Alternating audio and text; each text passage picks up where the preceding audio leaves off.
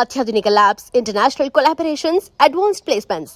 మీ dream career ని reach అవ్వడానికి మీ best choice Godavari global university.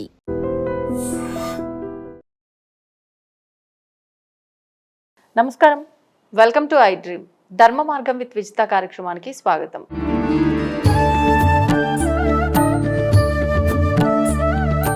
నమస్కారం గురుగారు. పరమేశ్వరార్పణం. గురుగారు, శివుడు అభిషేక ప్రియుడు, అభిషేకాలు చేస్తూ ఉంటాము. అసలు నిజంగా అభిషేకం చేయటం వల్ల కలిగే ప్రయోజనం ఏంటి, ఎందుకు చేయాలి? ఎందుకు చెయ్యాలి అనే పదానికి 100 అర్థాలు వస్తాయండి. అంటే 100 విధానాలని వివరించవచ్చు. ఓకే. ఎందుకైనా చేయాల్సిందే. ఎందుకు చేయాలి? ఎందుకైనా చేయాల్సిందే. ఇదే విషయం పార్వతీదేవి అడిగిందండి పరమేశ్వరుణ్ణి. ఏమయ్యా, నీకెందుకు ఈ గతి పట్టింది? ఇల్లు లేదా, పెళ్ళాం లేదా, పిల్లలు లేరా, నువ్వు ఎందుకు ఇల్లు ఎక్కడో శ్మశానంలో కూర్చున్నావు? నీకేం అవసరం శ్మశానంలో కూర్చున్నావు? పిచ్చివాడివే నువ్వు అంటే ఈశ్వరుడు అంటారట, పార్వతి, నాకు ఇల్లు లేక కాదు, ఇంత స్థలం లేక కాదు, భూమండలం మొత్తము నాదే, భూమండలం మొత్తము నాదే. నేను ఎక్కడికి వెళ్ళినా ఎందుకు వెళ్ళావు అనేది అడిగేవారు ఎవరు లేరు. నేను ఎక్కడ ఉన్నా ఎందుకు ఉన్నా అని అడిగేవాళ్ళు లేరు. కానీ శ్మశానంలోనే ఎందుకు ఉంటున్నానో తెలుసా పార్వతి?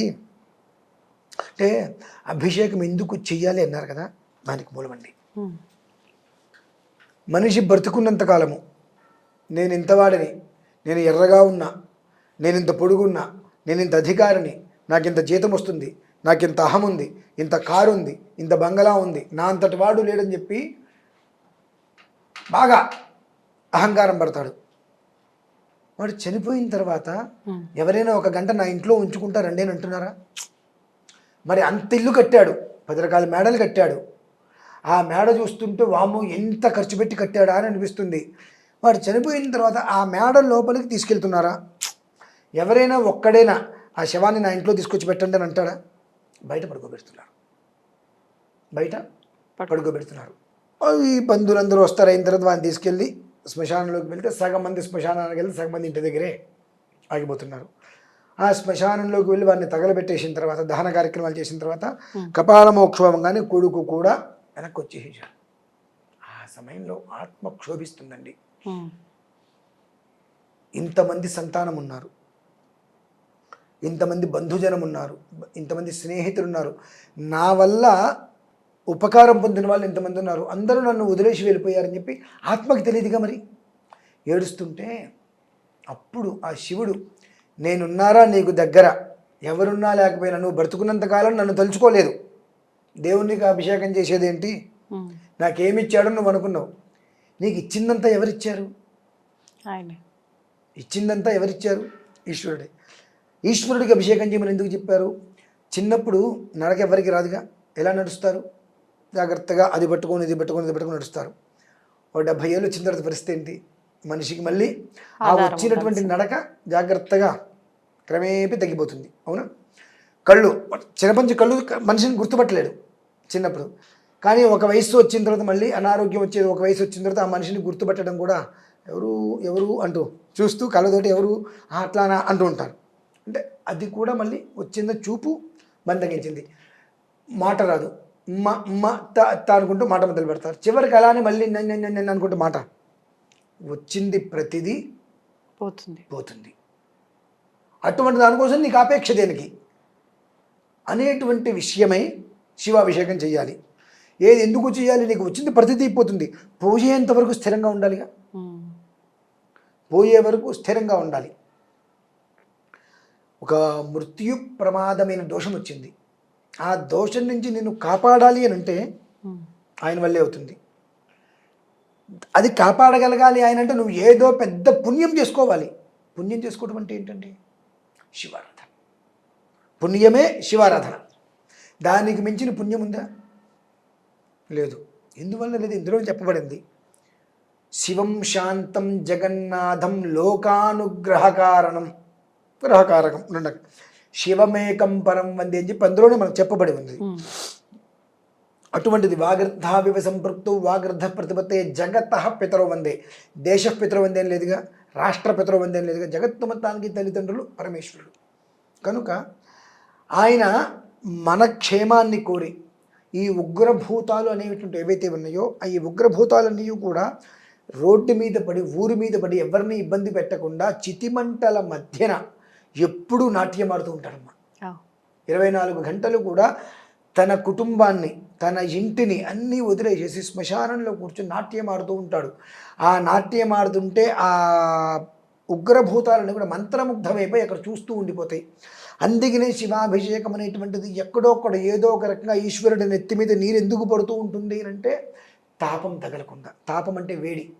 ఆ వేడి ఆయనకి తగలకుండా ఆయన్ని ఎంత తృప్తిపరుస్తూ ఆయన్ని ఎంత చల్లపరుస్తూ ఉంటే శివలింగం వేడెక్కకూడదు ఎప్పుడు కూడా. అందుకని అంటారు శుద్ధ స్ఫటికం అంటే ఎప్పుడు పుట్టుకున్నా చల్లగానే ఉంటుంది, అది వేడెక్కదు అంటారు. శివలింగం వేడెక్కిందంటే మొత్తం జగత్ నాశనం అయిపోతుంది. కాబట్టి శివలింగానికి శివుడికి ఎప్పటికీ కూడా తాపం పెరగకుండా ఆయన అంత నాట్యం ఆడుతుంటే ఆయన నెత్తి మీద 24 గంటలు ఎక్కడొక్కడ ఏదో ఒకటి, అంటే మనకు ఉదయం అయితే అమెరికాకి రాత్రి అవుతుంది, అమెరికాకి రాత్రి అయితే మనకు ఉదయం అవుతుంది. జగత్తు మొత్తం ఎక్కడొక్కడ ఏదో ఒక చోట ఈశ్వరుడి నెత్తి మీద 24 గంటలు నీళ్లు పడుతూ ఉండటం వల్ల ఆయన ఆ నాట్యం ఆడటం వలన ఇది మొత్తం జగత్తు మొత్తం కాపాడటమే కాకుండా నాది నాది నాది అనుకునేటువంటిది ఎవరైతే ఉన్నాడో ఆ మనిషికి బ్రతుకున్నప్పుడే కాదు చనిపోయిన తర్వాత కూడా దగ్గర తీసుకున్నటువంటి వ్యక్తి ఎవరైనా ఉన్నారంటే పరమేశ్వరుడమ్మ. ఆయన అనుగ్రహం కోసమే శివాభిషేకం చేయాలి ప్రతి నిత్యము కూడా. ఏదైనా ఆపద వచ్చిందా శివాభిషేకం చేయి. ఇంట్లో ఎవరైనా చనిపోయారా శాంత శివాభిషేకం చేయి. బిడ్డ పుట్టాడా శివాభిషేకం చేయి. అక్షరాభ్యాసమా శివాభిషేకం చేయి. పేరు పెట్టారా శివాభిషేకం చేయి. నువ్వు ఇంట్లో అది శుభమా అశుభమా ఏదైనా కావచ్చు, ఎండ్ ఆఫ్ డే శివాభిషేకం చేయి. శాంతి శివాభిషేకం అంటే. అభిషేకము అంటేనే శాంతి. ఏంటంటే నీకు వచ్చిందంత నెత్తి మీద ఆయన పాలు పోస్తాం, ఆ పాలు కింద నుంచి వెళ్ళిపోతాయి. తేనె పోస్తాం, అలా వెళ్ళిపోతుంది. పాలు వెళ్ళిపోయినా నీళ్ళు పోసి మనం మొత్తం క్లీన్ చేస్తాం. తేనె అంత ఏదైనప్పటికీ కూడా మొత్తం అంతా క్లీన్ చిట్. వచ్చింది ఏదైతే ఎలా అయితే వచ్చిందో అది అలానే మనం అభిషేకం చేస్తున్నప్పుడు చూడండి, భస్మము పసుపు కుంకుమ కొన్ని ద్రవ్యాలు చేస్తున్నప్పుడు శివుడి మీద అలా ఉండిపోతాయి. తర్వాత శుభ్రంగా నీటితోటి అలంకారం చేసే ముందు నీటితో శుభ్రంగా కడిగేస్తాం. అలాగే వచ్చినవన్నీ కూడా పోతాయి. అందులో అభిషేకం చేసినట్టు అంత గంధము భస్మము తీసుకొని ప్రసాదంగా ఇస్తాం. అదే ఐశ్వర్యం. నువ్వు చేసుకున్న పుణ్యమే ప్రసాద ఫలితంలో ఐశ్వర్య రూపంలో నీ తర్వాత తరానికి అది నువ్వు అందించగలిగావు అంటే అది పుణ్యం. భూమి మీద నువ్వు చేసుకున్న పుణ్యం అనేటువంటిది ఏదైనా ఉన్నది అంటే కేవలము శివాభిషేకం. ఆ శివాభిషేకం, అటువంటి శివాభిషేకము మామూలుగా ఒక శివలింగానికి చేస్తేనే వచ్చే ఫలితం వేరు. అటువంటిది 360 శివలింగాలకి చేస్తే వచ్చే ఫలితం వేరు.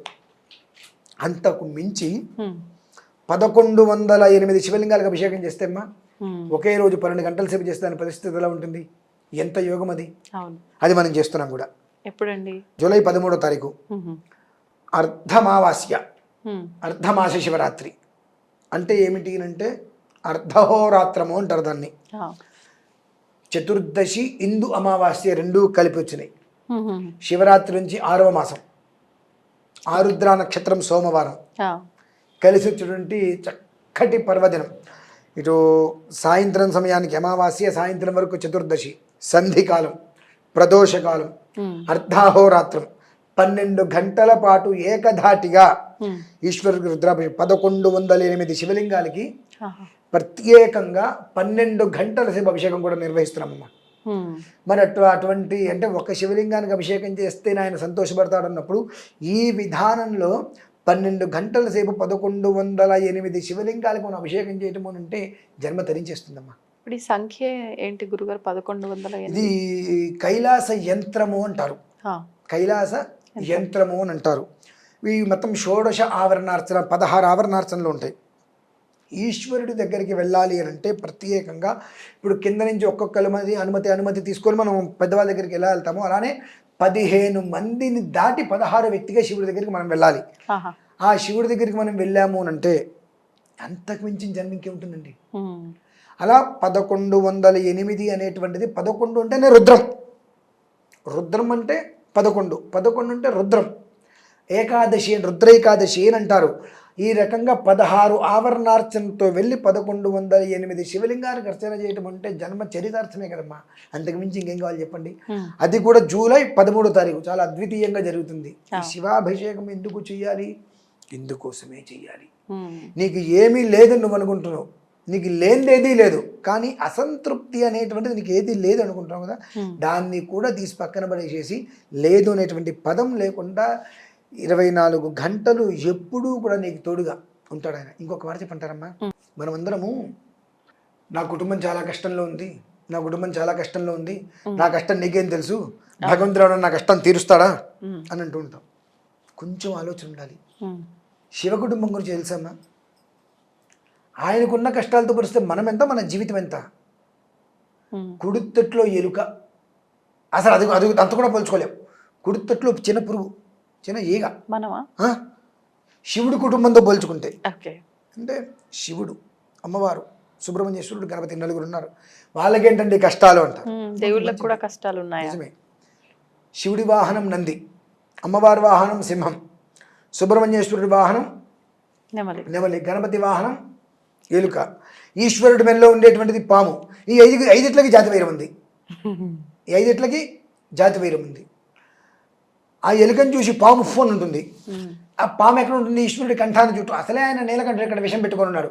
అయినా పాము మెడకు చుట్టున్నటువంటి పాము ఉఫ్ఫను ముందుకెళ్ళేటప్పటికి ఆయనకి ఆ పాము చుట్టూ కాస్త ఉరిలాగా బిగుసుకుంటుంది. ఆయన ఏదో తపస్సు చేసుకోవడం కోసం నంది మీద కూర్చుంటాడు. సింహం వచ్చి ఎద్దు వంక చూస్తుంది, ఎద్దు బెదురుతుంది, ఈయన గజగజ కదిలిపోతాడు. ఆ గణపతి వచ్చి ఎక్కడ కూర్చుంటాడు? పాపం ఎలుక మీద కూర్చుంటాడు. పాము ఏం చేస్తుంది? ఎలుక వంక చూస్తుంది కదా మరి. అలాగే నెమలి పాము వంక చూస్తుంది, పాము బెదురుతుంది. ఆ సుబ్రహ్మణ్య స్వామి సరిగా కూర్చోలేడు. ఎంత కర్మ అండి మరి. అంటే కానీ ఈ జాతి వైరం అంటే 5 ఎవరి దగ్గర ఉన్నాయి? శివుడి యొక్క పరిసరాలలో ఉన్నాయి, శివుడి ప్రాంతంలో ఉన్నాయి. కాబట్టి శాంతంగా వైరం మర్చిపోయి కలిసి ఉన్నాయి. వాటితో పోలిస్తే మన కుటుంబాలు ఎంతండి? అంటే క్రూరమైన మృగాలు ఉన్నప్పటికీ కూడా శివుడి యొక్క పరివారంలో ఉండబట్టి శాంతంగా ఉన్నాయి. మనం మనుషులం, జంతువుల వరకు వెళ్తాం, మనకే ఒకరంటే ఒకటి పరిచయవదు. మన గురించి మనకే అర్థం చేసుకోలేము, మన గురించి మనమే వ్యవహారం చేసుకోలేము. పైవచ్చు ఇన్ని కష్టాలు ఉన్నప్పటికీ కూడా సుఖంగా నవ్వుతుంటాడు ఆయన. ఆయన గురించి మనం మాట్లాడతామా? మనకి ఏమాత్రమైనా హక్కు ఉందని మాట్లాడటానికి? కాబట్టి ఇటువంటి విషయాల నుంచి బయటపడటానికి శివాభిషేకం. ఇప్పుడు ఈ అభిషేకంలో ఎవరైనా పాల్గొనే అవకాశం? ఎవరిష్టం వాళ్ళది. 1108 శివలింగాలకి విశేషంగా 12 గంటలు అర్చనమ్మా. 12 గంటల్లో మీకు 12 సెకండ్లు కూడా మధ్యలో గ్యాప్ రాదు. అలా అభిషేకం జరుగుతుంది ఖచ్చితంగా. ధన్యవాదాలు గురుగారు. పరమేశ్వరార్పణం. తవ్వండి, తవ్వుతూనే శివలింగం. సరే, దాన్ని అట్లా కప్పేసేయండి, చూపించదండి. Is there. మూర్తి పూజ కాదు, సాక్షాత్ బ్రజేంద్ర నందన భగవాన్ ఉన్నారు మూర్తిలో. ఏమీ ఆశించకుండా ఆరాధించే వాళ్ళు కూడా ఉన్నారా ప్రభుజీ? నిజమైన భక్తి అంటే మనకు తెలియదు కాబట్టి